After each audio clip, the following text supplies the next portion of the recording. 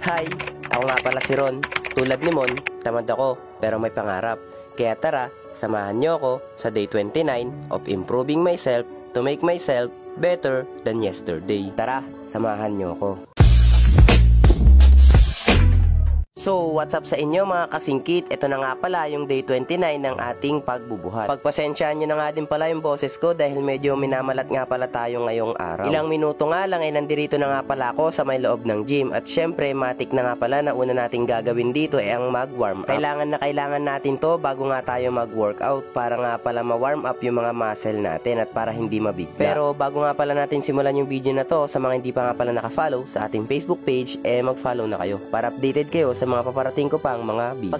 Pagkatapos ko nga palang mag-warm up, eto nga pala kagad yung unang workout na ginawa ko. And tawag nga dito lat pull down. At dahil mas gusto ko nga palang mas lumapad yung katawan ko, wino-workout ko nga talaga yung lat ko. Talagang pinapalaki ko yan para kapag ka nag-flex tayo, talagang lalabas yung lat natin. Pagkatapos nga pala ng unang workout, eto naman nga pala yung pangalawang workout ko. Para din yata to sa may lat, ewan ko, hindi ko sure, pero basta para sa likod nga pala yung wino-workout natin dito. At dahil back at bicep nga natin ngayong araw, talagang ipopokus nga natin ngayong araw yung back at bicep. At eto nga pala yung mga workout ko pagkadating nga pala natin sa may back workout. Pagkatapos nga ng pangalawang workout, eto naman nga pala kaagad yung isinunod ko sa may middle yata to ng back natin. Hindi ko alam, hindi ko pa kasi masyadong memorize yung mga tama ng workout natin, pero basta ganito nga pala yung mga napapanood ko, kaya naman ganito nga din pala yung ginagawa ko sa workout natin kapag ka nagba-back day tayo. Pagkatapos nga pala ng pangatlong workout natin, eto naman nga pala yung pang-apat na workout ko. At pagkadating nga pala sa mga big muscles tulad ng chest, back, legs, 3 to 4 workout nga pala yung ginagawa ko. The rest, 3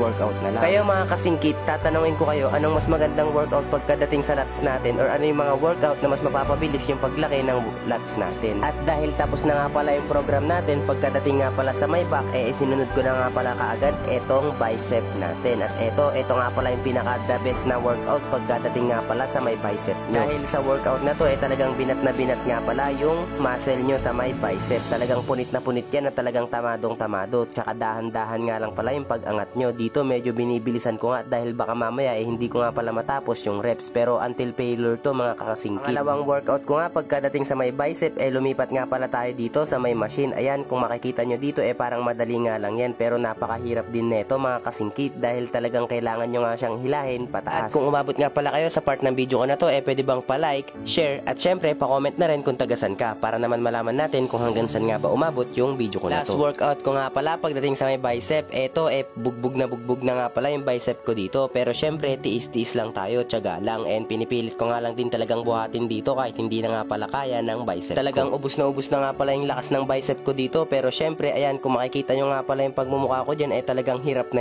so ako. Ayun mga kasingkit, tapos na nga pala yung program natin ngayong araw, at kinabukasan nga magkakaroon nga pala tayo dyan ng ride, kaya naman naghahanda na nga pala ako. So hanggang dito na nga lang din pala yung video na to mga kasingkit. Salamat sa panonood. Kita-kits sa rides natin. Peace out.